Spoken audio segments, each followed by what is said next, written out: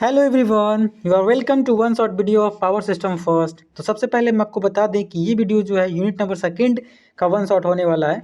और unit number first का जो वन शॉट है वो हमने कल अपलोड कर दिया है।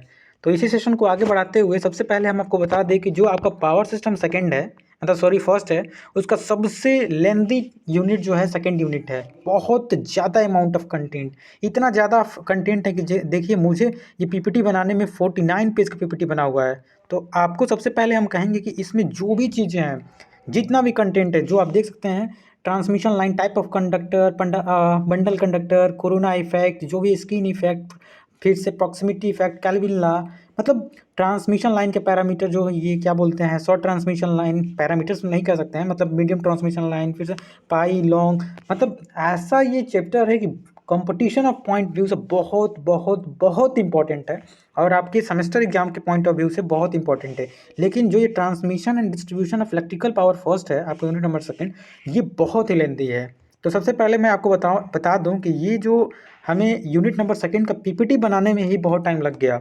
और मतलब रात से हम पीपीटी बना रहे हैं और देख सकते हैं कि how I am dedicated for power system first uploading one shot. It's for your help also and my help also. So I request you कि सब कुछ बहुत ही प्रिसाइज, बहुत ही अच्छे वे में बताऊंगा, तो वीडियो को लास्ट तक देखिए।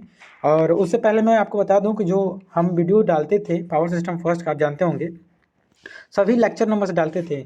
तो लेक्चर नंबर जो 6 तक था वो यूनिट नंबर फर्स्ट का है, और यूनिट नंबर सेकंड जो है लेक्चर नंबर 7 से स्टार्ट हो रहा था। तो देखिए उस समय जो बार बार मैं कहता हूँ, उस समय मेरा एग्ज़ाम था, इसलिए मैं हर एक चीज़ को नहीं कर पा रहा था। लेकिन इस वन शॉट में मेरा मेन फोकस है कि हर एक चीज़ को कवर किया जाए।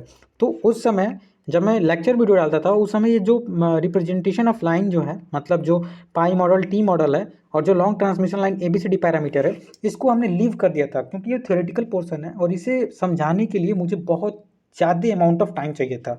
लेकिन अब जो है मेरा कोई एग्ज़ाम नहीं है, अब मेरा भी एग्ज़ाम है, तो केवल और केवल सेमेस्टर है। तो मैं अभी पूरा सेमेस्टर पर फोकस कर रहा हूँ। इसीलिए मैं कह रहा हूँ कि जो भी मैं कंटेंट दे रहा हूँ, बिल्कुल कहीं से भी मुझे मतलब सबसे अच्छा कंटेंट देना है। आई एम थिंकिंग, बिकॉज जितना अच्छा कंटेंट मैं दूंगा, जितना अच्छे से आपको समझाऊंगा, उतना मेरा कंसेप्ट क्लियर होगा।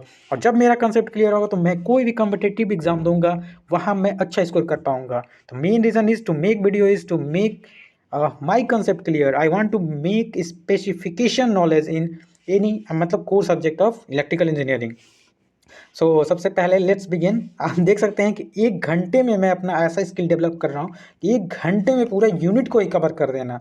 एक बार नहीं, 2 बार नहीं, 3 बार नहीं, अपने वीडियो को मैं बहुत बार देखता हूँ ताकि मुझे मतलब कहाँ मैं गलती कर रहा हूँ, क्या सीख रहा हूँ। तो एक स्पेसिफिकेशन नॉलेज, किसी भी चीज़ में आप कोई भी चीज़ में स्पेसिफिक नॉलेज लेना चाहते हैं तो उसमें आपको प्रैक्टिस तो करना ही होगा। तो वो मैं कर रहा हूँ और आपसे भी रिक्वेस्ट कर रहा हूँ कि आप वीडियो देखिए, शेयर कीजिए, और आप भी हो सके तो वीडियो बनाइए, ताकि आप भी वीडियो नहीं बना सकते हैं तो अपने कॉलेज में अपने जो फ्रेंड्स हैं उन फ्रेंड सर्कल को हेल्प कीजिए। जितना आप हेल्प करेंगे उतना ही ज़्यादा ज्ञान बांटेंगे, उतना बढ़ेगा। लेकिन आजकल के स्टूडेंट की इतनी माइंडसेट ख़राब हो चुकी है, इतना निगेटिव माइंडसेट हो चुका है कि वो क्या पढ़ते हैं वो आपको बताएंगे ही नहीं, नहीं बताएंगे, उसी का देखिए उनका रिजल्ट दिखता है। लेकिन आप आओ मेरे साथ, देखो मैं जितना आपको नॉलेज शेयर करता हूँ, मेरे से कोई कंसेप्ट पूछ कर देखो, ऑब्वियसली मैं बताऊँगा और इतने अच्छे से बताने की एक्सप्लेनेशन करता हूँ। और वो एक्सप्लेनेशन करने का केवल एक मूल मंत्र है, मैंने यूट्यूब पे वीडियो डाला, यूट्यूब पे वीडियो डालने के बाद एक्सप्रेस किया, एक्सप्रेशन से बहुत ही बेनिफिट होता है। तो विदाउट वेस्टिंग द टाइम, लेकिन ये मैं वेस्टिंग टाइम नहीं कर रहा हूँ, जस्ट एक काइंड ऑफ मोटिवेशन कि आपको कैसे आपके माइंडसेट को चेंज करना होगा in the field of electrical engineering. Because हमें लगता है कि सबसे अच्छा ब्रांच जो है अकॉर्डिंग टू मी, मतलब कंप्यूटर साइंस को मैं ख़राब नहीं कह रहा हूँ, लेकिन जो मैंने ब्रांच लिया है, इस ब्रांच में जो स्टूडेंट्स होते हैं वो कहते हैं कि बहुत ही लेंथी, बहुत ही टफ, बहुत ही कॉम्प्लेक्स है हमारा ब्रांच। लेकिन मुझे नहीं लगता कि इससे इंटरेस्टिंग की भी कोई सब्जेक्ट है, मतलब ब्रांच है। तो चलिए स्टार्ट करते हैं। सबसे पहला यूनिट नंबर मतलब सेकंड, जो कि हमारा ये लेक्चर नंबर 7 था, और यहाँ से हम स्टार्ट करेंगे type of conductor in power system. तो सबसे पहले हम आपको बता दें कि जो आपका कंडक्टर होता है, बहुत टाइप के कंडक्टर हमारे ट्रांसमिशन लाइन में यूज किए जाते हैं। ACSR, देखिए अब जो मैं पढ़ाऊँगा ना, अब लेक्चर में नहीं पढ़ा रहा हूँ। सबसे पहले आपको बता दूँ ये वन शॉट है, और one shot is a kind of, बार-बार मैं कहता हूँ, ना तो ये कोई कॉम्पिटिटिव एग्ज़ाम के लिए पढ़ा रहा हूँ, ना तो कोई मैं लेक्चर ले रहा हूँ कि आपको बिल्कुल एकदम स्पेसिफिक नॉलेज दूँ। मेरा मानना है कि आपने एक बार तो एसीएसआर मतलब एक बार तो यूनिट पढ़ ही लिया है, तो उस वे में पढ़ाऊँगा कि आपको केवल रिवाइज़ कराऊँ, ताकि मेरा रिवीजन हो, आपका रिवीजन हो, और बोर्ड एग्ज़ाम में मतलब जो भी आपका सेमेस्टर एग्ज़ाम आ रहा है उसमें अच्छा से अच्छा स्कोर आप भी करें और हम भी करें। तो देखिए सबसे पहले आपको मैं बता दूं, जो सबसे अच्छा कंडक्टर माना जाता है ACSR, जो कि एल्युमिनियम स्टील कंडक्टर रेनफोर्स्ड होता है। मतलब there are various type of conductor. अगर नीचे जाऊं तो देखिए कितने टाइप के कंडक्टर होते हैं। सबसे पहले हार्ड ड्रॉन कॉपर कंडक्टर होता है, एल्युमिनियम कंडक्टर स्टील रेनफोर्स, वही हम बोल रहे थे ACSR होता है।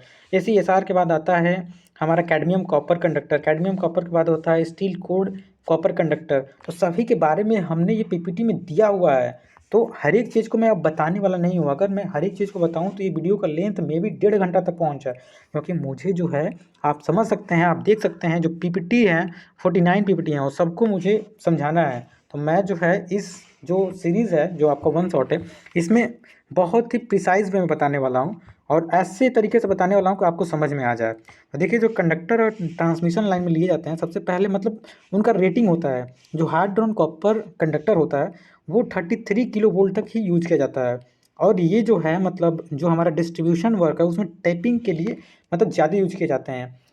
तो ये हमारा हो गया जो प्रॉपर्टी है हमारा सबसे पहला हार्ड ड्रॉन कॉपर। उसके बाद अगर हम ACSR कंडक्टर की बात करें, जो एल्युमिनियम कंडक्टर जो हमारा स्टील रेनफोर्स है, ये जो है हमारा ACSR conductor having large Spain. Spain अब जानते होंगे, देखिए अब हर एक चीज़ को मैं नहीं कवर कर सकता, बार बार बोल रहा हूँ। ये आपका सैग हो गया। अब थर्ड यूनिट पे देखिए, यहाँ थर्ड यूनिट का काम आ रहा है, थर्ड यूनिट पढ़े होंगे।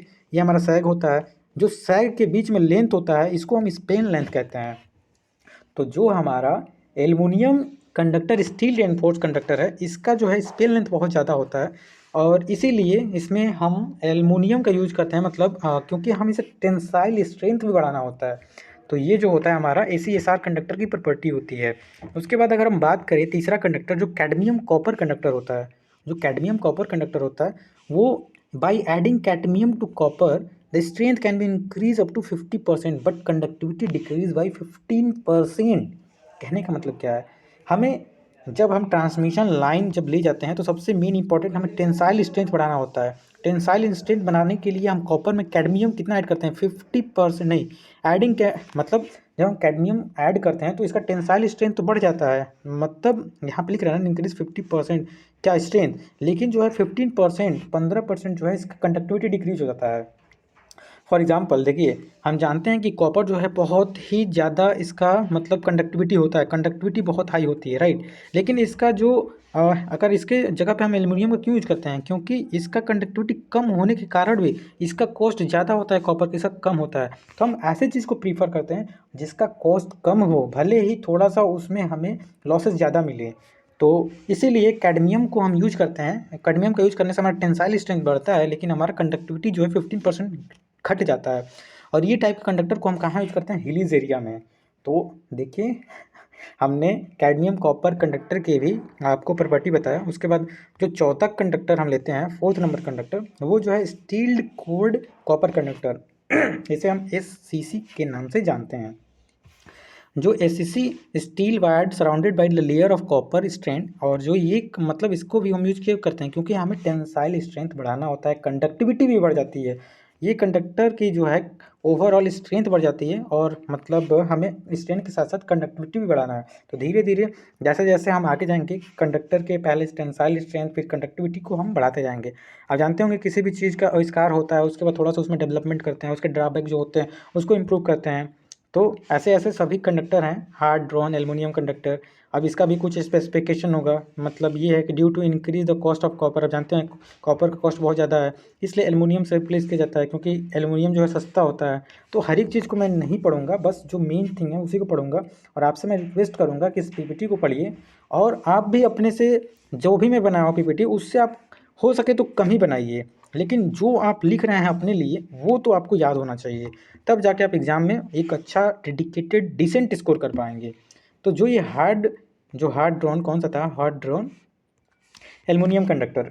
तो ये जो है इसका यूज़ करने से, इसका यूज़ जो है अर्बन एरिया में करते हैं शॉर्ट ट्रांसमिशन लाइन के लिए, और इसको यूज करने से हमें कोरोना, क्या लिखा है, कोरोना इफेक्ट ऑल्सो रिड्यूसेस, मतलब कोरोना इफेक्ट जो होता है वो रिड्यूस होता है, क्योंकि इसका डायमीटर जो होता है वो क्या होता है, हाई डायमीटर, मतलब इसका डायमीटर जो होता है ज़्यादा होता है, और ज़्यादा डायमीटर होगा तो कोरोना लॉस कम होगा, यहाँ पे लिखा हुआ है और होता भी है। उसके बाद फॉस्फर ब्रोंज कंडक्टर होता है। ये जो कंडक्टर होता है phosphor conductor strong than copper conductor, मतलब कॉपर कंडक्टर से ये मजबूत होता है। आप देख सकते हैं जितना भी हम कंडक्टर पढ़ रहे हैं उसमें मेन जो होता है टेंसाइल स्ट्रेंथ होता है। देखिए आप पढ़ लीजिएगा आगे, मेन मोटिव है कंडक्टर। अगर टाइप्स ऑफ कंडक्टर आया तो 2 से 3 4 कंडक्टर के टाइप्स लिखिए, उसके बारे में लिखिए। हो सके तो मैंने फिगर को ऐड नहीं किया, फिगर हाँ फिगर मैंने ऐड किया है। देखिए फर्स्ट ये फिगर जो है आप बनाइए, मतलब ऐसे कंडक्टर बनाइए और सभी कंडक्टर का स्पेसिफिकेशन लिख दीजिए कि कॉपर है, ये है, वो है, तो आपको अच्छा नंबर मिल जाएगा। देखिए कल के एक कमेंट आया था, सबसे पहले मैं पढ़ दे रहा हूँ, मतलब मुझे याद है कि उसमें लिखा था कि जो पीपीटी है उसको ज़्यादा नचाइए मत। लेकिन सबसे पहले मैं बता दूँ आपको कि मैं बार बार कहता हूँ कि I am using my mobile phone for shooting this video. तो मोबाइल फ़ोन से मतलब 49 पीपीटी को पढ़ाना it's really really complex task for me. But जैसे भी हो थोड़ा सा आपको भी कंप्रोमाइज़ करना होगा और मुझे भी कंप्रोमाइज़ करना होगा। लेकिन एक चीज़ है, ये कंप्रोमाइज़ जो मैं कर रहा हूँ इसको मैं रिमूव कर सकता हूँ जब कब, जब आपका फुल सपोर्ट होगा। जब आप सपोर्ट करेंगे then I can buy smart board and then I will give a very better content, क्योंकि मैं एक बेटर कंटेंट देने लायक अपने स्किल को डेवलप कर लिया हूँ। लेकिन the most important thing is I am lacking for resources. लेकिन वो भी दूर नहीं, जैसे आप लोगों का प्यार, जैसे आप लोगों का कमेंट्स, जैसे आप लोगों का लाइक सब्सक्राइब एंड शेयर हो रहा है, हमें लगता है कि वो दिन दूर नहीं जिस दिन मैं भी स्मार्ट बोर्ड पे आऊँ और एक मतलब जितना मेरे अंदर स्किल छुपा है उस स्किल को और ज़्यादा बिखेरूँ। तो नाउ जो फर्स्ट सॉरी जो फर्स्ट हमारा टॉपिक था, मतलब टाइप्स ऑफ कंडक्टर हमने आपको बताया। उसके बाद सबसे मोस्ट इंपॉर्टेंट जो होता है, ये टाइप ऑफ कंडक्टर अगर आए तो इसे आप मत छोड़िएगा। हम आपसे एक बार रिक्वेस्ट करते हैं, आई कैन से, जो बंडल ऑफ कंडक्टर, इसका बहुत ही ज़्यादा यूज होता है हमारे ट्रांसमिशन लाइन में। देखिए ये जो कंडक्टर जा रहा है ना, इसको जो है बंडलिंग कर देते हैं, तो इसी को हम बंडल ऑफ कंडक्टर कहते हैं। फिगर बनाइएगा और इसके बारे में हम बता दे रहे हैं। Presently bundle of conductor are use more often to reduce corona losses, मतलब इसका यूज करने से कोरोना लॉसेस कम होता है। It consist of 2 or more parallel conductor group together having space between them. Bundle conductor as having diameter much larger than, मतलब component conductor. आप देख सकते हैं इसको पैरेललिंग करके क्या किया जा रहा है, सपोर्टिंग किया जा रहा है, तो इसी को हम बंडल ऑफ कंडक्टर के नाम जानते हैं। और मोर इम्पॉर्टेंट कि इसको यूज करने से जो हमारा रिड्यूस होता है क्या, कोरोना लॉसेस। तो ये है हमारा बंडल ऑफ कंडक्टर। अगर टाइप ऑफ कंडक्टर आता है तो ACSR कंडक्टर, मतलब जो आपने हार्ड ड्रॉन कॉपर पढ़ा था, पहला एक मिनट वाइट पेज लेता हूँ। हाँ, तो आपने पहला पढ़ा था, अगर टाइप ऑफ कंडक्टर में आता है पहला हार्ड ड्रॉन कॉपर जो आया था, दूसरा जो आता ACSR कंडक्टर आया था, तीसरा आपका कैडमियम कॉपर आया था, तीसरा जो है, चौथा जो है SSC आया था जो भी था, पांचवा जो है बंडल ऑफ कंडक्टर। तो सबसे पहले आप बंडल ऑफ कंडक्टर लिखिए और ACSR लिखिए, उसके बाद सबका फिगर बनाइए। अगर टाइप ऑफ कंडक्टर 7 नंबर में आता है तो हम कह सकते हैं, अगर इतना आप लिख देते हैं, कम से कम 5 भी पॉइंट लिख के अगर आप अपने कॉपी में डिसेंटली अगर लिखते हैं तो कोई भी टीचर आपको 7 में 5 नंबर से कम तो नहीं देगा, राइट। तो चलिए आगे इस टॉपिक को कवर करते हैं, मतलब टाइप्स ऑफ जो 7th वीडियो लेक्चर था उसको मैंने कवर किया और आगे मुझे लग रहा है कि मैं 1 शॉट से ज़्यादा ही बता रहा हूँ, मतलब जो हम लेक्चर वीडियो बनते थे उससे ज़्यादा ही बता रहा हूँ, क्योंकि अभी जो है मेरे पास भी, जब मैं उस समय, देखिए जब मैं उस समय पहली बार बना रहा था, मतलब पहली बार जो वीडियो लेक्चर ले रहा था, उस समय मेरे को थोड़ा नॉलेज कम था। लेकिन जैसे जैसे मैंने अपने क्लास में पढ़ा, फिर से थर्ड फोर्थ फिफ्थ सब चैप्टर पढ़ लिया, उसके बाद थोड़ा सा नॉलेज और ज़्यादा गेन हो गया। तो इसमें मैं थोड़ा और ज़्यादा नॉलेज देने की आपको कोशिश कर रहा हूँ। तो चलिए, जो हमारा स्किन इफेक्ट और प्रॉक्सिमिटी इफेक्ट है, आप जाके लेक्चर भी देख सकते हैं अगर आपके पास टाइम हो, लेकिन 1 shot is more preferable because your exam is too near, am I right. तो चलिए, जो लेक्चर नंबर 8 है हमारा, वो है स्किन एंड प्रॉक्सिमिटी इफेक्ट। देखिए सबसे पहले हम आपको बता देते हैं concept clear, your theoretical clear, you can write in your exam. तो सबसे पहले स्किन इफेक्ट क्या होता है, आप जानते होंगे कि जो AC जो होता है, मतलब अल्टरनेटिंग करंट जो होता है, वो जो होता है, मतलब देखिए DC जो होता है पूरा अच्छे से पूरे कंडक्टर में पूरा मतलब फ्लो होता है, लेकिन जो हमारा AC का एक ड्यू टू फ्रीक्वेंसी कह सकते हैं, ये जो होता है आउटर जो मोस्ट लेयर होता है उसमें बहुत ज़्यादा मतलब फ्लो होता है, और जो अंदर जो होता है बहुत कम फ्लो होता है। तो नॉन डिस्ट्रीब्यूशन ऑफ हमारा जो इलेक्ट्रिकल पावर है इसी को हम क्या कहते हैं, स्किन इफेक्ट के नाम से जानते हैं। ये हमारा करंट कंडक्टर हो गया, ये हमारा स्किन डेप्थ हो गया जितने में हमारा मतलब करंट फ्लो हो रहा है, जो भी पावर फ्लो हो रहा है, और ये हमारा करंट डेंसिटी हो गया, करंट की डेंसिटी क्या है। तो what is the definition of skin effect? तो non distribution of electrical power is known as skin effect. तो यहाँ पे लिखा भी होगा when direct current flow through the conductor uniformly. देखिए जो भी मैं बता रहा हूँ ना, जो भी कंटेंट आपको दे रहा हूँ, जो भी मैं थ्योरेटिकली आपको मतलब कंसेप्चुअली बता दे रहा हूँ, वही इस पीपीटी में लिखा है। यही हमने बताया कि जो डायरेक्ट करंट है उसमें यूनिफॉर्म डिस्ट्रीब्यूशन होता है, लेकिन alternating current non uniform distribution होता है। और due to non distribution density of surface of conductor, जो करेंट है, current density at the centre of conductor बहुत कम होता है, और this is known as skin effect. तो इसी को हम स्किन इफेक्ट के नाम से जानते हैं। तो now what is skin effect हमने बताया। अब स्किन इफेक्ट के इफेक्ट मतलब ये आता है, कुछ जो भी मैं टॉपिक लिया हूँ आपको बता दूँ, ये जो है आपके एग्ज़ाम पॉइंट ऑफ व्यू से बहुत ही इम्पोर्टेंट है। तो आप इसे तो बिल्कुल लीव मत कीजिए। अगर यहाँ से समझ नहीं आ रहा है तो आप क्वांटम उठाइए, बुक उठाइए, कोई और लेक्चर देखिए, लेकिन जो मैं बता रहा हूँ उसको ज़रूर कवर कीजिए।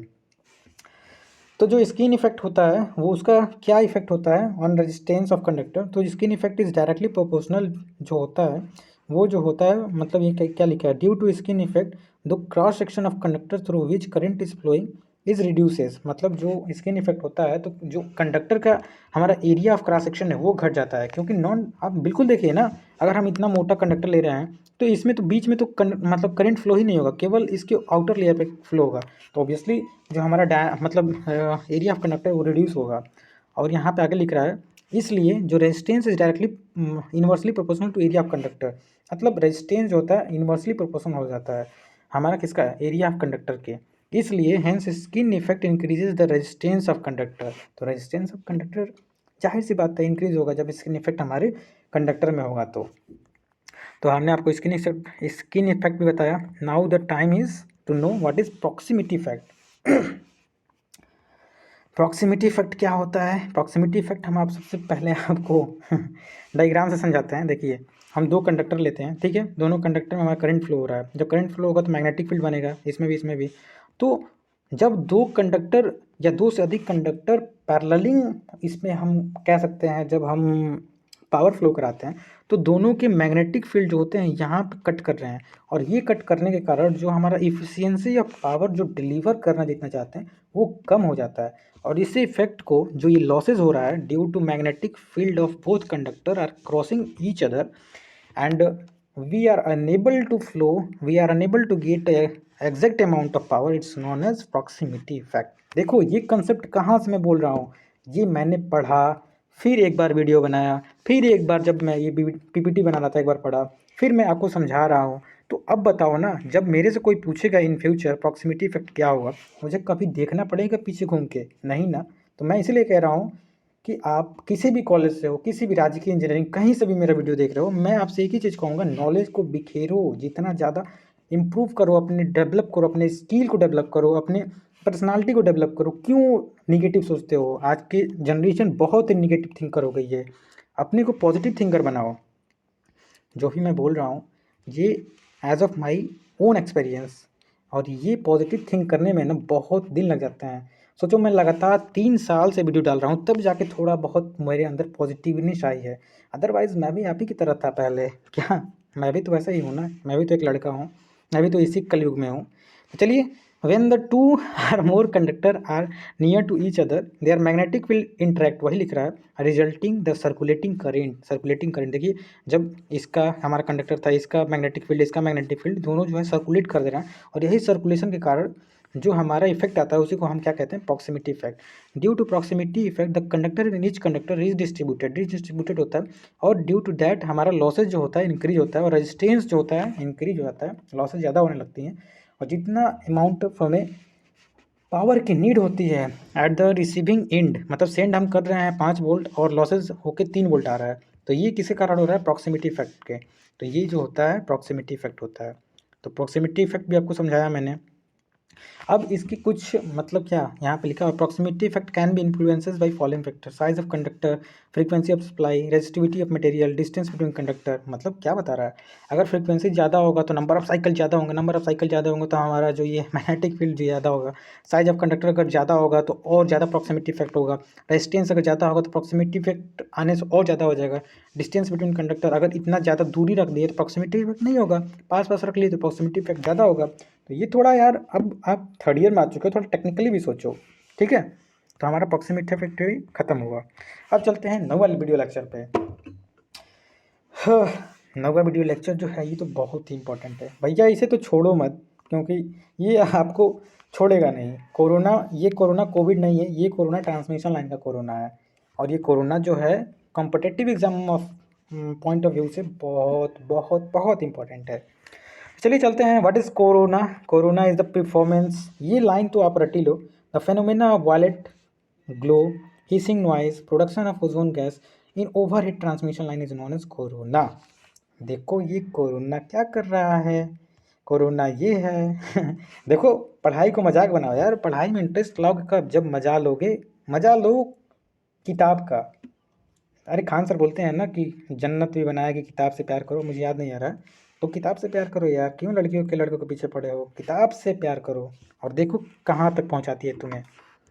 तो चलिए देखिए, कोरोना जो ये हमारा मतलब ये ओवरहेड लाइन जा रहा है, और जो ये वॉलेट कलर देख रहे हैं, और इसे वॉलेट कलर के साथ साथ हिसिंग साउंड जो आता है, और हिसिंग साउंड ओजोन फॉर्मेशन, इसी को हम कोरोना कहते हैं। That's all about corona. बस 3 लाइन याद करो यार, कोरोना का काम खत्म। करो कोरोना का postmortem. The phenomena of violet glow, hissing noise and production of ozone gas is known as corona, है ना। उसके बाद फेनोमेना ऑफ कोरोना। देखिए सबसे पहले हम आपको बता दें, कोरोना कभी नहीं होता है। कोरोना होने के लिए जो होता है, एक क्रिटिकल डिस्ट्रीब्यूटिव वोल्टेज होता है। अगर इससे ज़्यादा वोल्टेज होगा ना, किसी भी पावर फ्लो हो रहा है किसी भी कंडक्टर में, तभी कोरोना होगा। और उसकी वैल्यू जो होती है 30 किलो वोल्ट होता है। 30 किलो वोल्ट जो होता है, इतना होता है। अगर इससे ज़्यादा होगा तभी कोरोना होगा। ये सब पीपीटी में लिखा हुआ है, अगर हम पढ़ के दिखा देते हैं। व्हेन अल्टरनेटिंग करंट, मतलब यही लिख रहा है कि दो कंडक्टर के बीच में जा रही है, और जो मतलब एयर जो होता है कंडक्टर के चारों तरफ, ये इंसुलेटर की तरह, मतलब इंसुलेटिंग मीडियम की तरफ मतलब क्या कह सकते हैं, बिहेव करता है। और उसी कारण हमारा जो ब्रेक डाउन होता है, ब्रेक डाउन होने के कारण ये वायलेट कलर और जो हिसिंग साउंड आता है वो होता है।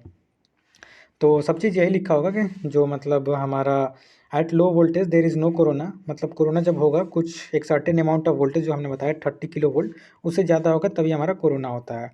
यहाँ पे लिखा भी होगा, देखिए हम पढ़ लेते हैं। ये भैया वन शॉट है, ये मत कहना कि मैं बहुत भगा रहा हूँ, भगा नहीं रहा हूँ। जो चीज़ें हैं वो बता के मैं उस पीपीटी को नहीं पढ़ना प्रीफर कर रहा हूँ, क्योंकि वो लेक्चर में मैं पढ़ चुका हूँ। अगर आपको देखना है तो प्लीज़ प्लेलिस्ट का मतलब प्लेलिस्ट जो है डिस्क्रिप्शन में दिया हुआ है, वहाँ जाओ। अगर आपके पास टाइम है तो देखो, मेरा क्या, मैं बस आपको ये रिवीजन पॉइंट ऑफ व्यू से बताना चाहता हूँ। When the potential gradient increases 30 kilo volt maximum पर सेंटीमीटर, मतलब कोई भी कंडक्टर में अगर 30 किलो वोल्ट से ज़्यादा पर सेंटीमीटर हमारा वोल्टेज हुआ, तभी हमारा कोरोना फॉर्म होगा। इससे कम हुआ तो कोरोना फॉर्म नहीं होगा। तो यही है ऑल अबाउट कोरोना।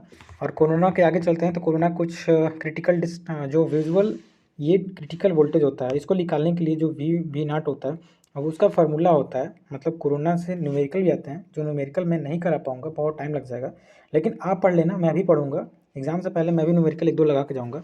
तो जी नॉट, ये जी नॉट होता है, जो इसको हम क्या कहते हैं, जी नॉट, ये डेल है, एम बी है, लॉग डी बाई आर। ये डी जो है, वेयर डी क्या है, diameter of conductor, radius of conductor, am not जो है, यहाँ एम नॉट है, एम बी नहीं है। रफनेस ऑफ कंडक्टर, मतलब हमारा कंडक्टर कितना रफनेस है। अगर स्मूथ है तो उसे 1 लेंगे, एम नॉट इक्वल टू 1 लेंगे। अगर रफ है तो 0 पॉइंट समथिंग उसे डिक्रीज हो जाएगा, राइट। अगर डेल्टा की बात करें तो डेल्टा जो है एयर डेंसिटी फैक्टर है। एयर डेंसिटी फैक्टर मतलब एयर का डेंसिटी फैक्टर कितना है, जिस जगह पे हमारा कोरोना हो रहा है वहाँ पे एयर डेंसिटी फैक्टर क्या है।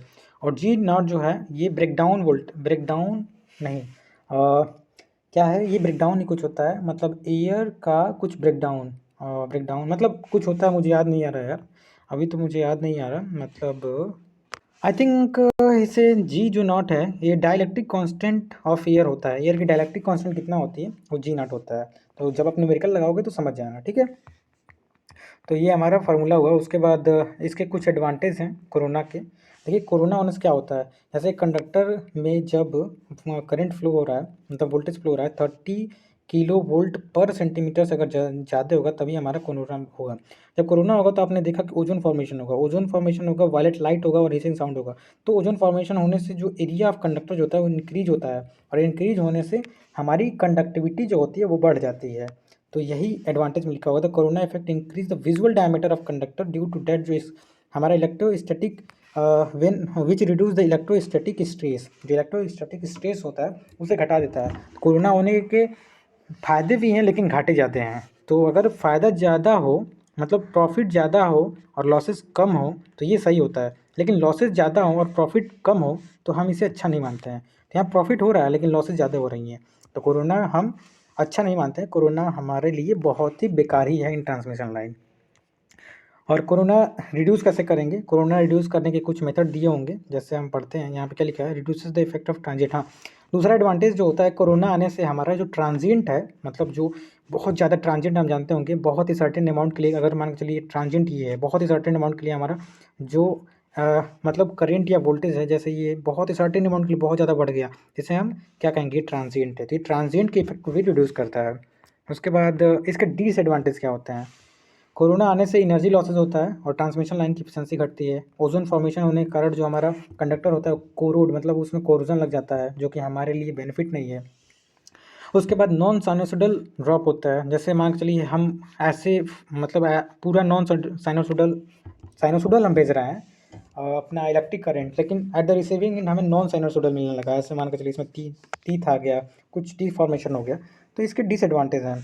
और जो इंसुलेटर, जो हम लाइन इंसुलेटर डैमेज करता है, जैसे मान के चलिए आप देखे होंगे इंसुलेटर जो होगा, थर्ड यूनिट में पढ़े होंगे, इंसुलेटर जो होता है pin type, cycle type, straight type, ये टाइप जो होता है, उसके जो होता है उसको डैमेज कर देता है इंसुलेशन को कोरोना वजह से, क्योंकि वहाँ ओजोन फॉर्मेशन हो रहा है और ओजोन फॉर्मेशन लाइटनिंग होने के कारण हीटअप होगा, हीटअप होने के कारण हमारा इंसुलेशन जो है डैमेज होगा। तो I think oh my God, इसमें हमने इम्प्रूवमेंट नहीं बताया कि इम्प्रूव कैसे कर सकते हैं कोरोना को। चलिए मैं बता देता हूँ फार्मूला से। तो देखिए सबसे बड़ी बात, ये क्रिटिकल डिस्ट्रीब्यूटिव वोल्टेज है, जब ये बढ़ेगा तभी कोरोना। तो सबसे पहले हम रफनेस को घटा दें, मतलब कोरोना अगर हमें घटाना है तो इसी फार्मूला से बता रहा हूँ। देखो भैया, किसी भी चीज़ को कंसेप्चुअली पढ़ो और इतना अच्छे से पढ़ो कि कभी भूलो मत। ये फार्मूला याद है, एडवांटेज डिसएडवांटेज जिसी से सब बता दो। देखो मैं बता रहा हूँ, कोरोना को मतलब रिड्यूस करने का सबसे पहला मेथड, जो air density dielectric constant air का, उसको अगर हम घटा दें, या जो हमारा रफ ये मतलब एयर डेंसिटी फैक्टर इसको घटा दें, डेंसिटी ऑफ एयर को घटा दें, घटाएंगे तो क्या होगा, कोरोना नहीं होगा। जितना ज़्यादा डेंसिटी ऑफ एयर होगा उतना जल्दी हमारा ब्रेक डाउन होगा। और या रफनेस, कंडक्टर का जो रफनेस है उसको घटा दें, डायमीटर को हम क्या करें, बढ़ा दें और रेडियस को घटा दें, सॉरी डायमीटर बढ़ा दें रेडियस घटा दें, नहीं डायमीटर को बढ़ाएंगे। जब डायमीटर बढ़ाएंगे या स्पेसिंग बिटवीन कंडक्टर हम बढ़ाएंगे, अगर डायमीटर बढ़ाएंगे तो मान के चलिए इतना पतला हम ले जा रहे हैं कंडक्टर, अगर इसको इतना चौड़ा ले जाने लगे हम कंडक्टर इतना, तो हमारा ऑब्वियसली जो कोरोना होगा कम होगा। एज वेल एज हम स्पेसिंग ऑफ कंडक्टर, मान के चलिए अगर कंडक्टर पैरेलल, ये कंडक्टर ये जा रहा है, तो इसके स्पेस जो है स्पेसिंग को बढ़ा दें तभी हमारा कोरोना कम होगा। तो ये 4-5 मेथड है, यहाँ से भी आप समझ सकते हैं और लिख सकते हैं आपके एग्ज़ाम में। तो यहाँ से आपका कोरोना भी ख़त्म होते हुए शायद आगे जो है क्लासिफिकेशन ऑफ ट्रांसमिशन लाइन आ गया। तो ये बहुत इंपॉर्टेंट है, 10th वीडियो लेक्चर है, और इसमें हमने बताया है कि आपका जो क्या कह सकते हैं, क्लासिफिकेशन कैसे करते हैं ट्रांसमिशन लाइन। आप देख सकते हैं ये हमारा लाइन जो है ट्रांसमिट हो रही है, देखिए भैया, एंड जो भी हमारे बहनें वो व्हाट एवर जो भी वीडियो देख रहे हो आप लोग, आपसे मैं बार बार कह रहा हूँ कि वीडियो को लास्ट तक देखो, ये हम रिवीजन पॉइंट ऑफ व्यू से बना रहे हैं। तो इसमें बहुत ऐसी चीज़ हैं जो मैं जानता हूँ लेकिन बता नहीं पा रहा हूँ, क्योंकि मुझे लिमिटेड टाइम में बनाना है। सोचो, एक बार सोचो ना, अगर आप क्लास में पढ़ रहे होगे तो क्लास में जब आप इस चैप्टर को पढ़ रहे होगे सेकंड यूनिट को, तो इसको पढ़ाने में कोई भी टीचर 10 से 15 लेक्चर लेगा तभी इसको ख़त्म कर सकता है। और 10 से 15 लेक्चर को 1 घंटे में बताना, वो भी हर एक चीज़ को लेते हुए, कितना बड़ा टास्क है। लेकिन अभी तक तो मैंने आई थिंक कंट्रोल सिस्टम, सबसे पहले आपको बता दें कंट्रोल सिस्टम जो है उसका 4 यूनिट का 1 शॉट डाला है। यूनिट नंबर 1, 2, 3 और 5th, जो 4th जो है यूनिट वो मेरे लिए भी टफ है, मैं उसको देखूंगा बाद में डालूंगा।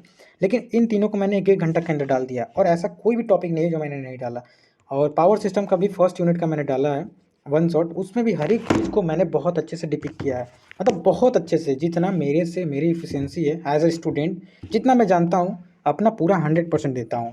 तो चलिए बीच बीच में थोड़ा मोटिवेट कर रहा हूँ, क्योंकि क्या ही मेरे को भी बोलने के लिए कुछ यार मोटिवेशन चाहिए ना, और आपको भी देखने के लिए कुछ मोटिवेशन चाहिए। मोटिवेशन और एनर्जी बहुत ही अहम रोल निभाता है अगर आपको एक टास्क को पूरा करना है तो जो हमारा ट्रांसमिशन लाइन होता है, ट्रांसमिशन लाइन का रेटिंग होता है, जो आप पढ़े होंगे तो जानते होंगे, जो ट्रांसमिशन होता है वो तीन पार्ट में डिवाइड करते हैं। पहला शॉर्ट ट्रांसमिशन लाइन, ठीक है, दूसरा मीडियम ट्रांसमिशन लाइन, देखो लिखने में हाथ से बहुत दिक्कत होता है ले यार, लेकिन क्या करूँ, चलो long transmission line. Short transmission line के कुछ रेटिंग होती हैं शायद 80 किलो वोल्ट, ये जो होता है 160 किलो वोल्ट, और ये इससे अधिक का होता है, और इसके मतलब किलो वोल्ट के बाद इसका डिस्टेंस भी होता है। चलिए आगे देखते हैं। तो ये मतलब हम 3 टाइप में बांटते हैं, और तीनों टाइप में जो मीडियम ट्रांसमिशन, जो शॉर्ट ट्रांसमिशन लाइन में कोई भी हम पैरामीटर नहीं लेते हैं, जो मीडियम है उसमें पैरामीटर लेते हैं, RLC आ जाता है, जो हमारा लॉन्ग है सब ये चौथा चैप्टर में दिया हुआ है। जो हमारा शॉर्ट ट्रांसमिशन लाइन है उसको हम कुछ नहीं करते हैं, बहुत ही छोटा होता है, वो आराम से स्पैन लेंथ भी कम होता है। लेकिन जो हमारा मीडियम ट्रांसमिशन लाइन आता है उसमें पाई मॉडल आता है, टी मॉडल आता है, लॉन्ग ट्रांसमिशन लाइन आता है। तो सब चीज़ को ये जो है हमने शायद अपने वीडियो लेक्चर में कवर नहीं किया था, जो पाई मॉडल और टी मॉडल है, लेकिन इस वीडियो में हम उसको कवर करने वाले हैं। तो वीडियो का लेंथ मैं कह रहा हूँ, देखता हूँ कितना हो गया, 30 मिनट। हाँ 1 घंटा में तो बन ही जाना चाहिए। तो सब चीज़ को हम कवर कर रहा हूँ, तो मैं चाहता हूँ कि आप वीडियो को लास्ट तक देखो और आप भी समझो मैं भी समझूँ। तो देखो जो ट्रांसमिशन लाइन होता है, जानते हैं ट्रांसमिशन लाइन हम क्यों करते हैं, क्योंकि हमें जनरेटिंग स्टेशन से हमें डिस्ट्रीब्यूट करना होता है पावर को, तो इसलिए हम ट्रांसमिशन लाइन का यूज़ करते हैं। और जो ट्रांसमिशन होता है वो करंट और वोल्टेज और पावर का होता है, एक जगह से दूसरी जगह तक। जो ट्रांसमिशन जो होता है वो कंडक्टर का यूज करते हैं, और मतलब उसमें ओवरहेड लाइन ले जाते हैं, तो air as a insulating medium हमारा कंडक्टर के बीच में एक्ट करता है, राइट। अब यहाँ से देखो जो हमने बताया वही यहाँ से हो गया, जो हमारा क्लासिफिकेशन ऑफ ट्रांसमिशन लाइन। तो हम मतलब ट्रांसमिशन लाइन 2 टाइप के ट्रांसमिशन करते हैं, एक तो ओवरहेड हो गया और अंडरग्राउंड केबल। तो ओवरहेड जो होता है वो 3 टाइप से होता है, short transmission line, medium transmission line और लॉन्ग ट्रांसमिशन लाइन। हमने फिर से बताया आपको, शॉर्ट ट्रांसमिशन लाइन को हम शॉर्ट ट्रांसमिशन लाइन में ही रहने देते हैं। जो मीडियम होता है उसको 2 टाइप में डिवाइड करते हैं, पाई मॉडल और टी मॉडल। तो इसका डेरिवेशन है, और वो डेरिवेशन जो होते हैं आपके एग्जाम पॉइंट ऑफ व्यू से बहुत ही इंपॉर्टेंट होते हैं। तो चलिए हर एक चीज़ को इस वीडियो में कवर करेंगे, और बहुत ही मैं थोड़ा थोड़ा पहले से तो थोड़ा धीरे बोल रहा हूँ, और बहुत ही शालीनता से बोल रहा हूँ, क्योंकि भैया 1 घंटा बोलना बस की बात नहीं है। अगर मैं तेज़ बोलता हूँ तो मेरा पेट दर्द करने लगता है। तो चलते हैं। ओवरहेड जो होता है, ओवरहेड क्या होता है, ओवरहेड को बताता हूँ मैं। जो ओवरहेड लाइन होता है, ओवरहेड लाइन जो होता है ऊपर से, जैसे ये मान के चलिए हमारा 2 टावर हो गया, उसको ऊपर से जो हमारा ट्रांसमिशन ही हो रहा है, कंडक्टर है, इसको ओवरहेड कहते हैं। अंडरग्राउंड क्या होता है, ये मान के चलिए लैंड है, जो ज़मीन है, ज़मीन के अंदर हम मतलब गड्ढा खोदते हैं और उसमें हम जो केबल ले जाते हैं वो जो होता है अंडरग्राउंड केबल होता है। अंडरग्राउंड केबल भी आपने 5वां यूनिट में पढ़ा था, उसके कुछ मतलब स्पेसिफिकेशन होते हैं, CIMBAS किम्बास, अगर आपको याद हो तो थोड़ा बता दूं। Conductor, insulator, metal sheet, bedding, armouring और सर्विंग। तो ये ऐसे हमारा अंडरग्राउंड केबल बना होता है। सब चीज़ को हम कवर करेंगे धीरे धीरे, ठीक है। तो ओवरहेड जो कंडक्टर होता है वो जो होता है लार्ज अमाउंट ऑफ इलेक्ट्रिसिटी जो होता है हम उससे ले जाते हैं, क्योंकि ये कॉस्टली नहीं होता, चीपली होता है। इसमें देखिए हमारा जो ओवरहेड है, ओवरहेड अगर ओवरहेड और underground, overhead transmission line, underground transmission line, ये डिफरेंसेज आता है। देखिए हमने PPT में नहीं लिया, लेकिन आपको बताते रहे हैं। जो ओवरहेड ट्रांसमिशन लाइन होता है वो कॉस्ट में कम होता है, ठीक है, लेकिन ये कॉस्ट में ज़्यादा होता है। इसमें जो फॉल्ट होता है, FAULT, फॉल्ट जो होता है ज़्यादा होता है, इसमें कम होता है। इसमें हम आसानी से फॉल्ट को पता लगा सकते हैं, डिटेक्ट कर सकते हैं, DETCT, इसमें आसानी से डिटेक्ट नहीं कर सकते हैं। लेकिन ओवरहेड ट्रांसमिशन लाइन का हम यूज क्यों करते हैं, क्योंकि ये कॉस्टली नहीं है। तो मतलब किसी भी फील्ड में अगर जो भी चीज़ हम खरीदते हैं अगर वो सस्ता है, सस्ता, शायद मुझे लिखने भी नहीं रहा है हिंदी, माफ़ कीजिएगा। तो जो भी चीज़ चीपर है, CHEAPER, उसे हम प्रीफर करते हैं। तो हमारी गवर्नमेंट भी उसे प्रीफर कर रही है जो कि सस्ता है। तो चलिए आगे हम पढ़ते हैं। जो मैंने शॉर्ट ट्रांसमिशन लाइन हमने बताया था ना, जो शॉर्ट ट्रांसमिशन लाइन है उसका कुछ रेटिंग होता है। तो ये लेस देन 20 किलो वोल्ट, और इसका डिस्टेंस जो होता है वो 80 किलो मतलब मीटर होता है। याद कर लो यार, याद करने में क्या है, एक टेबल बना लेना अपने बुक में ऐसे कि यहाँ पे लिख लेना ट्रांसमिशन लाइन और यहाँ पे रेटिंग और डिस्टेंस लिख लेना। जो इस शॉर्ट ट्रांसमिशन लाइन है उसका 20 किलो वोल्ट होता है और यहाँ पर से लिख लेना डिस्टेंस और यहाँ पे लिख लेना शॉर्ट ट्रांसमिशन लाइन। ऐसा ही मीडियम ट्रांसमिशन लाइन 80 किलोमीटर से ज़्यादा होगा, 80 से 160 होता है। हाँ 80 से 160, हाँ वही लिख रहा है, 50 से 150 किलोमीटर। और 20 किलो वोल्ट से ज़्यादा होता है लेकिन लेस देन 100 किलो मतलब वोल्ट, इसे हम मीडियम ट्रांसमिशन लाइन की नाम से जानते हैं। अगर पैरामीटर्स की बात करें तो जो हमारा शॉर्ट ट्रांसमिशन लाइन होता है उसमें कैपेसिटेंस नहीं होता है, कैपेसिटेंस जो होता है बहुत कम होता है, उसे नेग्लेक्ट कर देते हैं। लेकिन मीडियम ट्रांसमिशन लाइन में हमारा कैपेसिटेंस आने लगता है और कैपेसिटेंस जो होता है सिग्निफिकेंट रोल मतलब प्ले करता है। एज वेल एज अगर हम बात करें लॉन्ग ट्रांसमिशन लाइन की, तो लॉन्ग ट्रांसमिशन लाइन जो होता है वो greater than 100 kilo volt 100 kilo volt से अगर रेटिंग ज़्यादा है किसी भी हमारा ट्रांसमिशन लाइन में तो उसे हम लॉन्ग ट्रांसमिशन लाइन कहेंगे। और इसका लेंथ जो होता है 150 किलोमीटर से ज़्यादा होता है, तो ये हमारा लॉन्ग ट्रांसमिशन लाइन हो गया। उसके बाद अगर एडवांटेज की बात करें तो वही बताया जो मैंने बताया ना, वही है। देखो, cheaper to install, maintenance install, quicker to fix and develop, it's lots capacity to holding, मतलब इसमें बहुत ज़्यादा अमाउंट ऑफ मतलब हम वोल्टेज ट्रांसमिट कर सकते हैं। लेकिन अगर अंडरग्राउंड आप देखो, अंडरग्राउंड ले जाना है तो उसमें क्या होगा, इंसुलेटर लगाना पड़ेगा, इंसुलेटिंग मीडियम। और इंसुलेटिंग मीडियम का अगर बहुत ज़्यादा अमाउंट ऑफ करंट को या पावर को हम ले जाएंगे तो उतना इंसुलेशन लगाने में बहुत ज़्यादा कॉस्ट लग जाएगा। इसीलिए हम प्रीफर करते हैं केवल और केवल ओवरहेड ट्रांसमिशन लाइन। लेकिन ओवरहेड ट्रांसमिशन लाइन के बहुत ज़्यादा फॉल्टेड है, फॉल्ट होने के कारण ही हमारी गवर्नमेंट इसे प्रीफर करती है। इसके डिसएडवांटेज क्या है, टेम्परेचर, रैन, मतलब वही है, बारिश, खुला है तार, नंगा है, ऊपर से पानी गिर रहा है, जंग लग रहा है, टूट रहा है, ब्रेकडाउन हो रहा है, थंडरिंग, लाइटनिंग, नॉट से पॉपुलेटेड एरिया, कभी कभी पॉपुलेटेड एरिया में गिर जाता है, किसी की जान चली जाती है। तो ये ओवरहेड लाइन के कुछ डिसएडवांटेज है, कुछ एडवांटेज हैं। आपके अगर एग्जाम में आता है कि difference between overhead transmission line और अंडरग्राउंड ट्रांसमिशन लाइन, तो आप इसको ज़रूर से ज़रूर लिखिएगा। अगर आप मेरे वीडियो को अच्छे से सुनते भी हो ना यार, तो पास तो 100% हो जाओगे। लेकिन अगर अच्छे से देखते हो तो एक अच्छा नंबर भी लाओगे, ये मेरा मानना है। अंडरग्राउंड ट्रांसमिशन लाइन क्या होता है, ये रिप्लेसमेंट ऑफ ओवरहेड होता है। क्यों? क्योंकि ये इसका कोई इफेक्ट नहीं होता है थंडरिंग से। अगर बारिश पड़ रहा है, कुछ भी हो रहा है, मतलब आउटर जो हमारा एटमॉस्फेयर है उससे कोई भी इसको इफेक्ट नहीं पड़ने वाला है हमारा। लेकिन ये कॉस्टली होता है तो इसलिए हम इसे नहीं प्रीफर करते हैं। लेकिन आज के टाइम में हमारी गवर्नमेंट जो है इसको प्रीफर कर रही है क्योंकि इसमें फॉल्टेड कम होते हैं। तो ये हमारा वो एडवांटेज डिसएडवांटेज। अगर एडवांटेज की बात करें तो वही है, इसमें फॉल्ट जो होता है बहुत कम होता है, मेंटेनेंस कॉस्ट भी कम होता है, फॉल्ट कम होगा तो। ये more durable than overhead transmission line है। और ये सेफर जो है, मतलब ये कहीं भी यूज कर सकते हैं। पॉपुलेटेड एरिया के नीचे से जा रहा है तो सेफ है ही। तो ये हो गया एडवांटेज डिसएडवांटेज। अरे यार डिसएडवांटेज भी है। वही है, बहुत एक्सपेंसिव है, रिपेयरिंग करने में बार बार बहुत इजीली डिटेक्ट नहीं कर पाएंगे और मेंटेनेंस कॉस्ट भी होगा, अगर इसमें फॉल्ट बहुत ज़्यादा ही पैसा लगेगा। तो ये हमारा ओवरहेड ट्रांसमिशन लाइन का, सॉरी, अंडरग्राउंड ट्रांसमिशन लाइन का डिसएडवांटेज हो गया। तो अब now we are going to move through the lecture number 11। और लेक्चर नंबर 11 जो है हमारा कैल्विन लॉ एंड लिमिटेशन, बहुत इंपॉर्टेंट है भाई।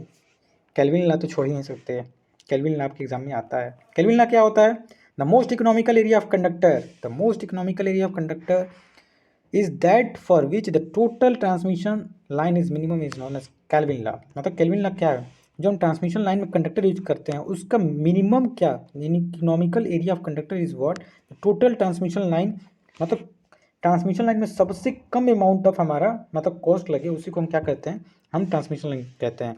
जो एरिया ऑफ कंडक्टर, मतलब मान के चलिए दो टाइप के हम कंडक्टर यूज कर रहे हैं, राइट। एक जो है मान के लिए इसका इतना एरिया है और एक जो है इतना एरिया हुआ है, एक जो है इतना एरिया है, तो सबसे ज़्यादा एरिया इसका है। लेकिन मोस्ट इकोनॉमिकल मान के चलिए हमारा केल्विन लॉ बताता है कि ये सबसे अच्छा है। अगर इसको यूज करते हैं मान के चलिए 500 वोल्ट की रेटिंग में, तो सबसे ज़्यादा अगर इसमें कम पैसा लग रहा है तो इसको हम कहेंगे कि सबसे हमारा एफिशिएंट है हमारा ट्रांसमिशन लाइन के लिए। तो यही केल्विन लॉ बताता है कि मोस्ट इकोनॉमिकल एरिया मतलब कंडक्टर का एरिया क्या होना चाहिए, तो हम केल्विन लॉ से फाइंड करते हैं। तो इसके डेरिवेशन सबसे पहले देख लेते हैं। फॉर फिक्स चार्ज और रनिंग चार्ज, फिक्स चार्ज क्या होता है, fix charge depend on capital cost of allowance, differentiation and maintenance cost. ये जो होता है फिक्स चार्ज होता है। जैसे हमारा फिक्स चार्ज क्या होता है, इंटरेस्ट ऑन कैपिटल, एक बार कंट्रैक्ट कर दे वो फिक्स है। लेकिन रनिंग कॉस्ट क्या होता है, हम लॉसेज कितना हो रहा है, जैसे लॉसेज जो होता है वो डिपेंड करता है कि हम रेटिंग ऑफ वोल्टेज कितना हम लोड बढ़ा रहे हैं, कितना घटा रहे हैं। तो ये हमारा रनिंग कॉस्ट है, ये जो बढ़ता घटता रहता है। फिक्स चार्ज होता है वो बढ़ता घटता नहीं है, वो एक बार जितना हमने मान के चलिए कंडक्टर का रेट है जो 50 रुपया मीटर है, तो वो एक बार खरीदना है 50 रुपया मीटर। लेकिन जो हमारा लॉसेज है, किसी दिन ज़्यादा हो रहा है किसी दिन कम हो रहा है, तो वो हमारा रनिंग कॉस्ट है। तो इसी को हम डेरिवेशन से करते हैं। सबसे पहले देखिए हम लेते हैं कि एनुअल इंटरेस्ट एंड डिप्रिसिएशन, ये जो हमारा कांस्टेंट लॉस है वो एरिया के डायरेक्टली प्रोपोर्शनल हो गया, ठीक है। तो अब जब हम डायरेक्टली प्रोपोर्शनल हटाएंगे कांस्टेंट लाएंगे K1, ठीक है। लेकिन अगर एनुअल और डिप्रिसिएशन चार्ज जो है वो इन्वर्सली प्रोपोर्शनल हो जाएगा एरिया का, क्योंकि एरिया का इन्वर्सली प्रोपोर्शनल इसलिए हो जाएगा क्योंकि अगर एरिया बढ़ेगी तो ये घटेगा। ऑब्वियसली बात है, एरिया बढ़ती है तो लॉसेज कम होता है ना, आप पढ़े होंगे। अगर एरिया बढ़ाएंगे तो कॉस्ट बढ़ेगा, क्योंकि देखिए एरिया अगर बढ़ाएंगे तो फिक्स चार्ज बढ़ेगा। जितना मोटा कंडक्टर लेंगे उतना मोटा रकम, मोटा पैसा देना पड़ेगा। मोटा कंडक्टर मोटा रकम, ठीक है ना। पतला कंडक्टर पतला रकम। तो चलिए यहाँ से आपने देखा C1 is directly proportional to K1 या C2 is inversely proportional to K2 by A। दोनों को क्या करेंगे, दोनों को K1 and K2 are constant and represented by area of cross section and annual cost given by. दोनों को जोड़ लेंगे, दोनों को जोड़ने के बाद जो टोटल निकालने के लिए हम DC को एरिया जो DA से है उससे हम डिफ्रेंशिएट करेंगे। जब डिफ्रेंशिएट करेंगे K1A प्लस K2A तो हमारे से यहाँ से K1 आ जाएगा। A से मतलब डिफ्रेंशिएशन तो करने आ रहा होगा ना, थर्ड ईयर में हो भैया, थर्ड ईयर में। ये भी वन शॉट है, इसमें हर एक चीज़ नहीं बता सकता। तो जब हम डिफरेंशिएट करेंगे और इसको जब हम इक्वेट करेंगे तो C1 इक्वल टू C2 आएगा, और C1 इक्वल टू C2 आने के बाद हमारा जो है कि ये जरूर लिखिएगा A1 जो है K2 बाई K1 का रेशियो होता है। तो हमारा most economical area of conductor कब होगा, हमारा केल्विन ने यही बता रहा है कि मोस्ट एरिया ऑफ कंडक्टर, जो most area economical area of conductor कब होगा, जब C1 equal to C2। C1 क्या है, फिक्स चार्ज और रनिंग कॉस्ट। जब रनिंग कॉस्ट और फिक्स्ड चार्ज दोनों जो है इक्वल अमाउंट में आएंगे या इनका वैल्यू इक्वल आएगा, तभी जो है most economical area of conductor हम फाइंड कर सकते हैं, जहाँ की ट्रांसमिशन लाइन जो है सबसे कम हो। देखो ऑब्वियसली कह सकते हैं, आप अपनी क्लास में ही पढ़ते हो, आप टीचर ही पढ़ाते होंगे। जो टीचर पढ़ाते हैं आजकल के टीचर, मैं तो कुछ डायरेक्टली नहीं बोल सकता, लेकिन ये कह सकता हूँ जो टीचर पढ़ाते हैं उनके अंदर एक इंटरेस्ट नहीं होता है यार पढ़ाने का। वो उनको मस्त सिलेबस कवर करना होता है, वो कैसे भी आते हैं पढ़ा के चले जाते हैं। आज जानते हो सभी बच्चे यूट्यूब से ही पढ़ रहे हैं। लेकिन मुझे लगता है कि इंटरेस्ट जो होता है ना सब्जेक्ट को हार्ड और इजी बनाना, ये पूरा और पूरा जो है टीचर पे डिपेंड करता है, आपका टीचर कैसा पढ़ा रहा है। अगर टीचर डेडिकेटेड है ना तो बच्चे को बहुत ही अच्छे से समझ में आएगा। लेकिन अगर टीचर ही आ रहा है बस क्लास में पढ़ा के निकल जा रहा है, कोई आपसे इंटरेक्शन ही नहीं है, तो आप तो ऐसे भी मतलब हम लोग का माइंडसेट होता है कि कैसा भी पास होना है। पास होना आपका एक गोल नहीं होना चाहिए, आपका गोल होना चाहिए कि समझे, क्योंकि आगे कंपटीशन देना है, आगे आप गेट दोगे या किसी भी एग्ज़ाम दोगे तो एग्ज़ाम देने के लिए आपका कंसेप्ट क्लियर होना चाहिए। कंसेप्ट क्लियर कब होगा, जितना ज़्यादा टीचर अगर आपको क पढ़ा रहा है तो आप ख पढ़ो अपने से, तभी इंटरेस्ट आएगा। टीचर से पूछो नहीं आ रहा है तो यार कौन कहता है कि मतलब देखो यूट्यूब में मानता हूँ यूट्यूब पे बहुत अच्छा सा कंटेंट है, लेकिन एक एक घंटे 2-2 घंटे का वीडियो लेक्चर, हज़ार कंटेंट है, किसको प्रीफर करोगे, किसको देखोगे। लेकिन तुम्हारा जो टीचर है वो तुम्हारे साथ है, जो ऑफलाइन टीचर जो तुम्हारा फैकल्टी है वो तुम्हारे साथ है।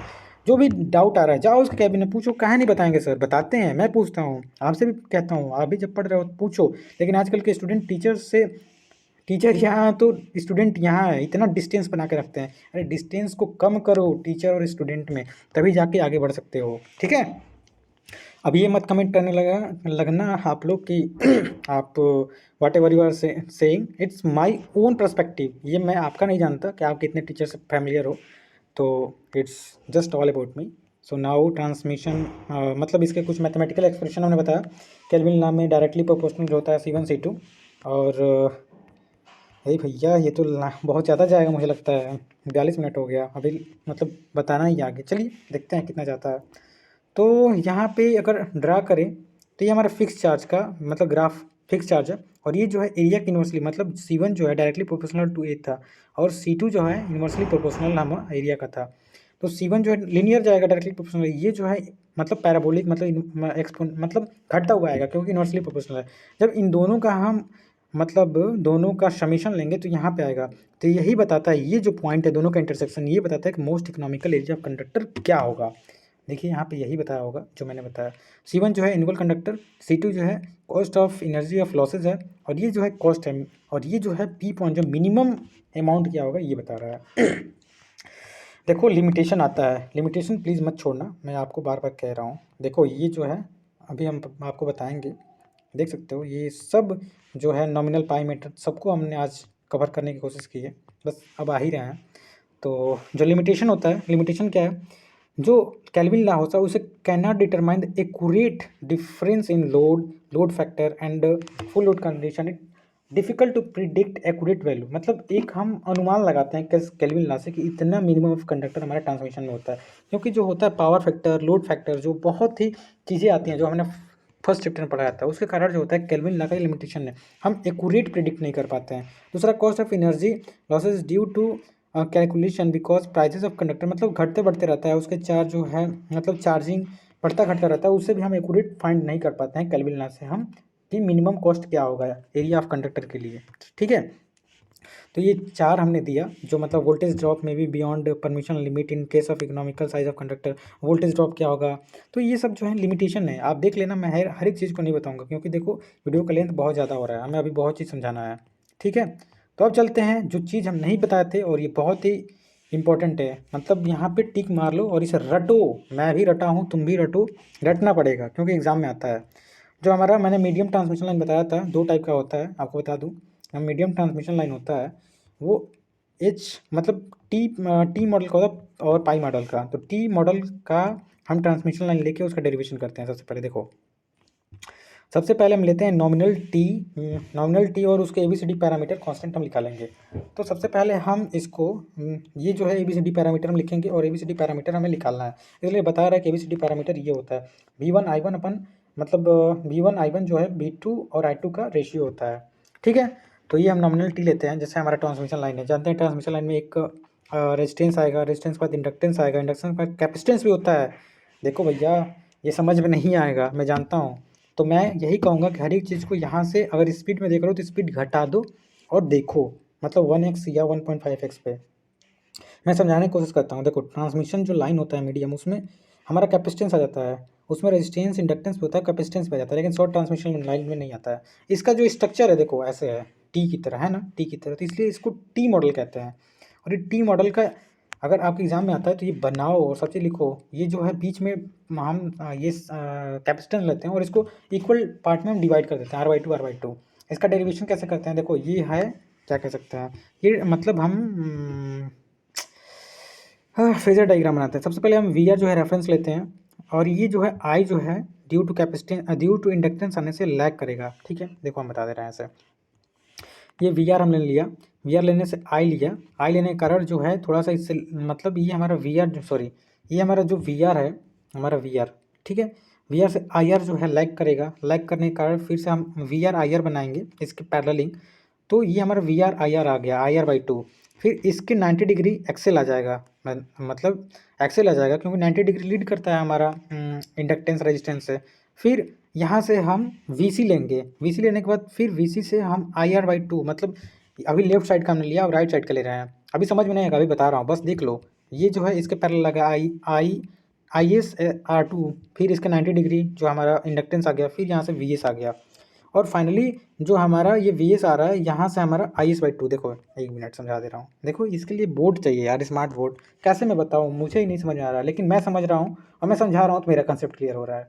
तो मेरा तो काम बन रहा है, आपका काम बन रहा है कि नहीं तो ये आप जानो, मैं नहीं जानता, लेकिन मैं अपना 100% दे रहा हूँ कि वो समझ में आ जाए। देखो ये जो है हाफ पार्ट इधर डिवाइड कर देते हैं, हाफ पार्ट इधर डिवाइड करते हैं, क्योंकि आप लोग यार सपोर्ट ही नहीं कर रहे हो, चैनल को सपोर्ट करते तो आज तक हम जरूर स्मार्ट बोर्ड ले चुके होते। स्मार्ट बोर्ड ले चुके होते तो आप लोग को अच्छा से अच्छा हम कंटेंट देते हैं, लेकिन आप लोग मेरी बात सुन ही नहीं रहे हो। What can I do. So see, यहाँ से हाफ पार्ट इधर, हाफ पार्ट हमने बांटा और ये हाफ पार्ट को हमने बनाया, कैसे बनाया, देखो VR को हमने रेफरेंस, यहाँ समझा रहा हूँ, VR को हमने रेफरेंस लिया। ठीक है, 1 मिनट इसको छोटा करता हूँ, यहाँ बनाता हूँ। हाँ देखो, VR को हमने रेफरेंस लिया, VR को रेफरेंस लिया, IR जो है लीडिंग मतलब लैगिंग है, किसी कारण इसके हमारे आने के कारण हमारा इंडक्टेंस इसके पैरेलल में हम लेंगे तो ये IR हो जाएगा, क्योंकि इसके पैरेलल में आएगा, लीडिंग है। इससे 90 डिग्री हमारा कैपेसिटेंस आने के कारण, कैपेसिटेंस इससे 90 डिग्री हमने बढ़ाया।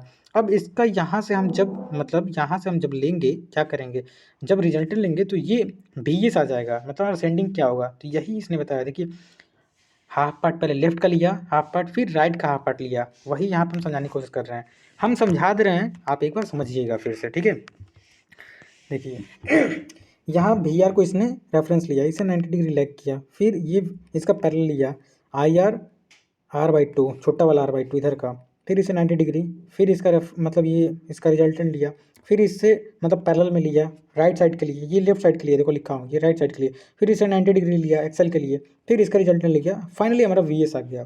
तो ये जो है मीडियम ट्रांसमिशन लाइन का टी पैरामीटर का हमारा फेजर डायग्राम है, इसे आप देख लेना, ठीक है। आगे फ्रॉम फिगर 2.29 देखो VC जो है VR Z/2 VC, देखो यहाँ पे VC है, यहाँ से VC, यहाँ VC, इसमें VC आएगा, यहाँ VC इक्वल टू क्या होगा R/2, देखो VC इक्वल टू क्या होगा, VC equal to VR into Z/2 into IR, देखो VR जो है यहाँ पे VC इक्वल टू क्या हो जाएगा VR, यहाँ पे VR इंटू ये हम Z लेंगे Z/2 इंटू R/2, यही समझाया। देखो हमारा VC इक्वल टू इतना आ गया, अब VC आ गया तो हम IC निकालेंगे, IC equal to VC into I होगा। कैसे समझ में तुम लोग को आएगा भाई, देख रहे हो वीडियो, मुझे समझ में नहीं आ रहा कि मैं समझा पाऊँगा, लेकिन मुझे तो समझ में आ गया है। तो देखो मैं समझाने की कोशिश कर देता हूँ, क्या कर सकता हूँ मैं, आप लोग का सपोर्ट नहीं मिल रहा है। ये जो है IC, यहाँ देखो, अरे यार ये क्या हो रहा है, एक तो मोबाइल में बनाना है, ओहो देखो IC, oh my God what's going on.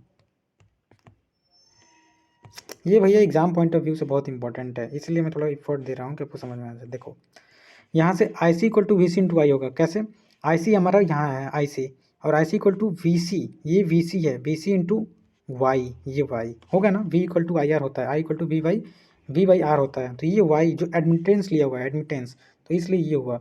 हम यहाँ से VC की वैल्यू निकाले हुए हैं, VC इक्वल टू इतना, और VC की वैल्यू यहाँ पे हम पुट कर देंगे, हमारा IC की वैल्यू आ गया, ठीक है। देखो स्टेप बाय स्टेप देखना, ऑब्वियसली समझ में आएगा, फिगर से देखना जैसे दिया हुआ है समझ में आएगा। उसके बाद नाउ सेंडिंग इन करंट, पहले हमने सेंडिंग इन करंट निकालेंगे, sending current IC equal to IR into IC होगा, कैसे देखो IS यहाँ पे IS जो हो रहा है बढ़ जा रहा है, एक इधर जा रहा है IC, मतलब इधर जा रहा है और एक इधर जा रहा है, तो वही लिखा है कि दो पार्ट में बढ़ जा रहा है हमारा। सेंडिंग करंट दो पार्ट में बढ़ रहा है, पहला जो है हमारा IS जो है IR इंटू IC में बढ़ रहा है, IC की वैल्यू हमने निकाला, पुट किया, उसके बाद IS की वैल्यू निकाला, उसके बाद सेंडिंग इन पे वोल्टेज निकालेंगे हम। देखिए हमारा काम है VS निकालना, IS निकालना, IR निकालना और VR निकालना, ये सब चीज़ निकल जाएगा तो तुरंत हम ABCD पैरामीटर फाइंड करना चाहते हैं फाइंड कर लेंगे, ठीक है। तो यहाँ से हम VS इक्वल टू क्या निकालेंगे, VS equal to VS into Z/2/IS, देखो यहाँ से हमारा VS, ये फिगर से देखो हमारा VS इक्वल टू क्या होगा, VS equal to VR plus ये जो हमारा मतलब इम्पिडेंस है उसका मल्टीप्लाई रेजिस्टेंस होगा, वही लिखा है। देखो कहाँ हम गए यार, हाँ VS इक्वल टू, ओहो फिर यहाँ पे आ गया, जस्ट 1 मिनट। तो यहाँ पे VS equal to VS into, मतलब VS जो है दो पार्ट में डिवाइड हो रहा है, एक तो VS है और एक Z/2/IS हो गया। अब जो हमने IS की वैल्यू निकाला, IS की वैल्यू रखा और VR की वैल्यू रखा, मतलब VS की वैल्यू हमने निकाला, IS की वैल्यू देखो यहाँ से हमने IS की वैल्यू निकाला, इस इक्वेशन में पुट करेंगे, यहाँ पे लिखा भी है, सब चीज़ लिखा हुआ है, बस आपको समझना है। यहाँ से हमने IS की वैल्यू पुट किया और VS की वैल्यू शायद ऊपर हमने निकाला था, एक मिनट देखते हैं, हाँ VC की वैल्यू यहाँ पे है।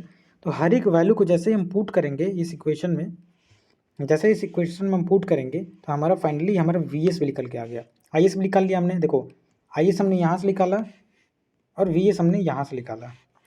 जब IS VS की हमारा आ गया तो हम इसको जो लिख रहा है जनरल ट्रांसमिशन कंडक्शन, मतलब कंपेयर करेंगे इक्वेशन 4 और इक्वेशन 5 को।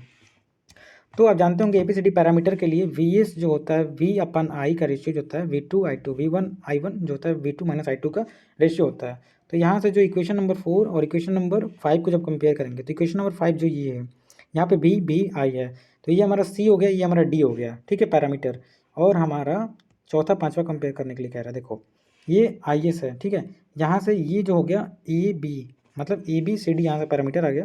कंपेयर करने के लिए A की वैल्यू हमारी कितना आई, देखो A की वैल्यू हमारी इतना आई, A के बाद हमारा B की वैल्यू ये आई, C की वैल्यू हमारी दी थी, C की वैल्यू Y दिया है, देखो यहाँ से C की वैल्यू इक्वेशन नंबर 4, ये हमारा C की वैल्यू Y और D की वैल्यू ये है। तो सब अगर वैल्यू हम लिखते हैं,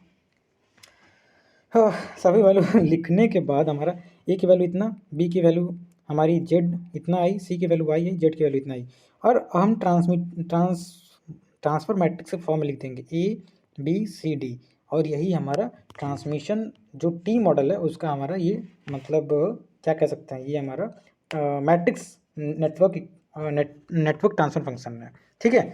तो ये हमने निकालना था, हमने अपने समझाने की कोशिश की। मुझे नहीं लगता है कि मैं समझा पाया हूँ जैसा समझाना चाहता हूँ, लेकिन ऑब्वियसली मैंने कोशिश किया। अगर समझ में नहीं आया हो तो क्वांटम पढ़िए, बुक पढ़िए, समझने की कोशिश कीजिए, सब चीज़ बहुत अच्छे से दिया हुआ है। मैं आपको एक ओवरव्यू दे दिया हूँ। जैसे हमने टी का निकाला वैसे हम पाई का निकालेंगे। देखो इसका जो फिगर है वो पाई जैसा है। यहाँ पे जो कैपेसिटेंस है दोनों इन पे ले लेते हैं। दोनों इन पे लेने के बाद इसको भी जैसे जैसे लिखा हुआ है इसको भी ABCD के फॉर्म में हम सबसे मेन मोटो हमारा क्या होगा, मेन मोटो होगा कि हम कैसे भी VR IR VS IS मतलब इस फॉर्म में इस इक्वेशन को सॉल्व करने के बाद लिख दें। तो यहाँ से जब हम इसका देखो यहाँ से जब इसका इसका भी समझा देता हूँ। देखो हम VR हमने क्या लिया, रेफरेंस लिया, फेजर डायग्राम। उसके बाद इंडक्टेंस आने के बाद हमारा, एक मिनट थोड़ा जूम कर लेते हैं, देखते हैं कितना जूम हो रहा है। हाँ, VR हमने रेफरेंस लिया, IR को हमने लेड किया, फिर IR आया। देखो यहाँ पे लेफ्ट और राइट नहीं है, केवल एक ही है, इसलिए एक ही बार हो रहा है। IR आया, फिर IX आया, मतलब इंडक्टेंस आने के बाद फिर हमारा ये VS आ गया।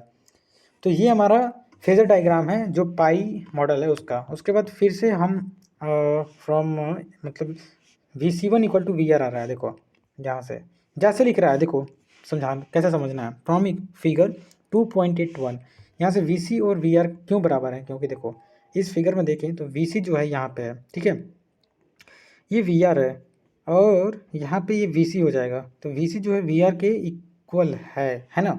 तो यहाँ से सब चीज़ को हम समझते हुए और IC1 निकालेंगे। IC1 equal to VC1/2 y/2 आएगा। क्यों, क्योंकि IC1 इक्वल टू ये इसका मल्टीप्लिकेशन और इससे मल्टीप्लाई होगा VR इंटू y/2। तो ये हमारा VC1 निकल के आ गया। VC1 IC1 निकालेंगे, IC1 उसके बाद I जो है IR इंटू IC1। देखो भैया समझा तो मैं नहीं पा रहा हूँ, मुझे लगता है मुझे समझ में तो आ रहा है लेकिन मैं समझाने की कोशिश कर रहा हूँ। जो I है दो पार्ट में बट गया, एक तो IR गया IC1 गया। देखो यही लिखा है IR जो IR है IC1 दो पार्ट में बट गया। उसके बाद हम IC1 की वैल्यू निकालें, पुट किए, फिर VC2 की वैल्यू निकालें, सब चीज़ हमने पुट किया, फिर से VC2 निकाला, फिर VC2 जो है VS के इक्वल किया। इक्वल करने के बाद हमने इस फॉर्म में निकाल दिया VS VR IR। यही हमारा काम है कि कैसे भी करके हमें जो ABCD पैरामीटर है उसके फॉर्म में निकालना। जब उसके फॉर्म में निकाल दिए तो यहाँ पे भी हमने निकाला IS का फॉर्म, ये VS। तो ये दोनों इक्वेशन है, ये दोनों इक्वेशन ये और ये, एक मिनट यहाँ से थोड़ा समझाने की कोशिश करूँगा क्योंकि लगता है यहाँ समझा सकता हूँ। ये इक्वेशन यहाँ से हम कंपेयर करेंगे तो ये A की वैल्यू हो जाएगी, ये B की वैल्यू हो जाएगी, ये जो है C की वैल्यू हो जाएगी, ये D की वैल्यू। तो देखो जब हमारा D है वो A के बराबर आ रहा है 1 + y/z/2 1 + i/z/, B बराबर Z आ रहा है और C बराबर इतना आ रहा है। तो वही ट्रांसफर मैट्रिक्स के फॉर्म में लिखेंगे। हमने बताया था ना, जितना A की वैल्यू आएगी उतना D की वैल्यू आएगी। यहाँ पे लिखा भी है A की वैल्यू D की वैल्यू बराबर आ रही है। B की वैल्यू हमारी Z आ रही थी, C की वैल्यू इतना आ रही थी। तो ये रटो, याद करो, समझ रहे हो तो ठीक है, नहीं समझ में आ रहा तो रट लो। क्या करना है यार, रट लो। अगर पढ़ना है एग्जाम पॉइंट ऑफ व्यू, केवल सेमेस्टर पास करना है तो रट लो।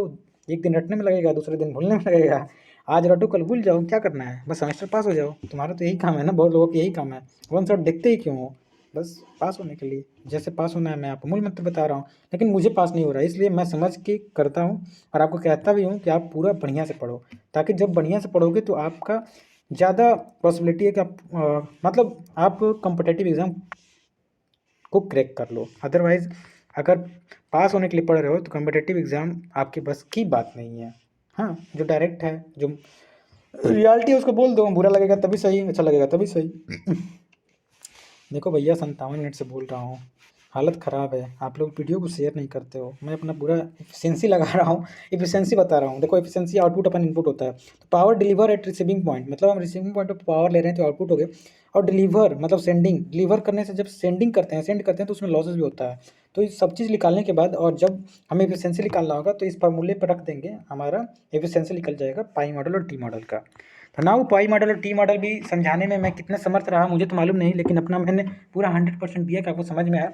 उसके बाद हम लॉन्ग ट्रांसमिशन लाइन पे चलते हैं। लॉन्ग ट्रांसमिशन लाइन पे जाने के बाद हम यहाँ से उसके बाद हम फेरेंटी इफेक्ट लास्ट टॉपिक पढ़ेंगे और हमारा यूनिट नंबर 2 भी कंप्लीट हो जाएगा। देखिए लॉन्ग ट्रांसमिशन लाइन में क्या करते हैं, सबसे बहुत ज़्यादा उसमें इंडक्टेंस कंडक्शन कैपेसिटेंस बहुत ज़्यादा आते हैं। तो उसी को हम क्या करते हैं, IS को हम I + ΔI में मतलब लेट कर लेते हैं, सपोज कर लेते हैं, क्योंकि हमें इसमें भी ABCD पैरामीटर निकालना होता है। V को V × ΔZ ले लेंगे, यहाँ लोड लगा लेंगे, यहाँ से सेंडिंग इंड वोल्टेज हो जाएगा, यहाँ रिसीविंग इंड हो जाएगा। छोटे से फॉर्म में निकालेंगे, उसके बाद बड़े से फॉर्म में निकालेंगे। छोटे से फॉर्म निकालने के लिए देखो यहाँ से ΔI जो है, ΔI, एक मिनट, जो हमारा V Y into delta X similarly, no no no sorry, सबसे पहले यहाँ पे समझना होगा यार, कहाँ गया, ओ माय गॉड, मैंने वो तो लिया ही नहीं जो लेना चाहिए था वो मैंने, सॉरी मैंने लिया ही नहीं। लेकिन चलो देखो यहाँ से, delta I by delta I into delta x बराबर वी इंटू वी जो यहाँ पे है, और जो यहाँ पे वाई है, वाई कहाँ पे है यार, वाई यहीं तो था, मतलब वही है, आई बराबर इतना होता है, आई डेल्टा आई बराबर इतना होगा। जब इसको हम इस फॉर्म में लिखेंगे तो इतना आ जाएगा, उसके बाद इसको डबल, मतलब इसको limit X tends to zero लिखने के बाद इतना लिखेंगे, और इतना लिखने के बाद डिफ्रेंशिएट करेंगे तो वी वाई के बराबर आएगा। फिर इसको एक बार और डिफ्रेंशिएट करेंगे, मतलब देख लेना आप लोग, इसको डबल डिफ्रेंशिएट करते हैं। डबल डिफ्रेंशिएट करने के बाद देखिए ये फॉर्म में इक्वेशन आता है, इस इक्वेशन का हम डबल डिफ्रेंशिएशन फॉर्म में लिख के, और सेकंड ऑर्डर डिफ्रेंशिएशन होता है, और सेकंड ऑर्डर डिफ्रेंशिएशन आप M1 या M2 में पढ़े होंगे, वहाँ से इसका ये रूट होता है। जब रूट लिखेंगे, इस फॉर्म में हम रूट लिखेंगे, रूट लिखने के बाद जब D V by D X, मतलब ये रूट इतने इस फॉर्म में आ जाएगा, फिर इसको डिफ्रेंशिएट करेंगे एक्स के रिस्पेक्ट में, उसके बाद आई जेड बराबर इतना आएगा, और यहाँ से हम आई की वैल्यू निकालेंगे, और फिर जो हमारा वी की वैल्यू यहाँ से आएगी, इसमें पुट करने के बाद हमारा फिर यहाँ से आई की वैल्यू आएगी। देखो मैं समझा तो नहीं पाऊँगा, लिख लिख के समझाऊँ तो बिल्कुल समझा सकता हूँ, लेकिन यहाँ समझा नहीं पा रहा हूँ, तो जैसे जैसे मैंने किया है वैसे वैसे मैं आपको समझा दे रहा हूँ। तो यहाँ से मतलब मेन पॉइंट है ना कि आपको जैसे जैसे दिया हुआ है वैसे समझ लेना, अगर टाइम मिला तो मैं बताऊँगा। तो मतलब ऐसा ही है, सब चीज़ समझाने की कोशिश तो कर रहा हूँ, लेकिन समझा नहीं पा रहा हूँ, मैं जानता हूँ, क्योंकि इसके लिए लिखना पड़ेगा, और लिख तो मैं पाऊँगा नहीं, क्योंकि हाथ से लिखना इट्स बहुत डिफ़िकल्ट हर चीज़ को। तो मतलब जैसे जैसे दिया हुआ है, देखो यहाँ कह रहा है डिफ्रेंशिएट करना है, इसके रिस्पेक्ट में डिफ्रेंशिएट करो, फिर इन दोनों को कंबाइन करके यहाँ से आई और आई की वैल्यू निकालो, ठीक है। निकालने के बाद फिर जो ABCD पैरामीटर V1 I1 और V2 I2 के फॉर्म में लिखो। लिखने के बाद यहाँ से कंपेयर करना, देखो यहाँ बोला होगा कि जब हम कंपेयर करेंगे कौन सी इक्वेशन, नाउ सब्स्टिट्यूटिंग ABCD 10 और 11, जो हमारा 10 और 11 है उसको कंपेयर करने के बाद हम ABCD पैरामीटर लिखेंगे ठीक है। तो ABCD पैरामीटर लिखने के लिए यहाँ पे ये हमारे देखो IS की वैल्यू हमारी ये आ गई, जो इक्वेशन नंबर 17 है, IS की वैल्यू इतना आ गई करने के बाद, और हमारी 16वां इक्वेशन जो 16-17 एक मिनट, जो हमारी 16th इक्वेशन है इतना आ गया, और हमारा 17 इक्वेशन इतना आ गया। लिख रहा है कि 16-17 को कंपेयर करने के बाद ए और डी की वैल्यू सेम आई, क्यों देखो एक मिनट कंपेयर करके बताते हैं। यहाँ से हमारा ए की वैल्यू इतना आई और डी की भी वैल्यू सेम आ रही है, देखो वी आर कॉस हाइपरबोलिक बोलते हैं शायद इसको, हाइपरबोलिक गामा एल, और I R cos hyperbolic gamma L. A और डी की वैल्यू सेम आ गई, ए और डी की वैल्यू सेम आ गई, बी की वैल्यू इतनी आई और सी की वैल्यू इतनी आई। सब वैल्यू को हम लिखेंगे, और लिखने के बाद एक डिब्बा बनाएंगे और उसमें छोड़ देंगे, और एग्जामिनर आएगा चेक करेगा सही रहेगा, 7 नंबर करेगा 6 नंबर या 7 नंबर देगा, आपका काम खत्म, आप पास हो गए, बस यहीं तक आपका सफ़र था। उसके बाद लास्ट टॉपिक जो है front effect in transmission line क्या होता है। फ्रंट इफेक्ट अगर आसानी से बताएं तो देखिए, फिगर दिया एक नहीं, एक मिनट, हाँ फिगर से समझाता हूँ। देखो ये लॉन्ग ट्रांसमिशन लाइन में होता है, इसका सर्किट डायग्राम है, आप जानते होंगे कि रेजिस्टेंस कैपेसिटेंस इंडक्टेंस सब आता है लॉन्ग ट्रांसमिशन लाइन में। तो जो सेंडिंग एंड वोल्टेज होता है रिसीविंग एंड बढ़ जाता है, मान लीजिए यहाँ से 10 वोल्ट बोल रहे हैं तो यहाँ पे 12 वोल्ट मिलता है। ऐसा क्यों होता है? ऐसा हमारे ट्रांसमिशन लाइन में कैपेसिटेंस आने के कारण होता है। क्यों होता है? सर्किट डायग्राम समझते हैं। देखो वी आर को हमने रेफरेंस लिया, ठीक है, कैपेसिटेंस है, कैपेसिटेंस से 90 डिग्री हमने लीड कराया, लीड कराने के बाद फिर इसके 90 डिग्री हमारा एक्सेल होगा, ठीक है, एक्सेल हमने लिया। तो जब हम इसका मैग्नेट रिजल्टेंट लेंगे तो रिजल्टेंट जो है यहीं पे आ जा रहा है, ठीक है ना, हमारा वी आर जो है यहाँ पे वी एस। तो हमारा देखो सेंडिंग एंड वोल्टेज यहाँ है, सेंडिंग एंड वोल्टेज हम सेंड कर रहे हैं 10 वोल्ट, ठीक है, मिल रहा है कितना 12 वोल्ट। समझ रहे हो ना डायग्राम से? देखो एक बार और समझ लो भैया, नहीं समझ में आ रहा है तो।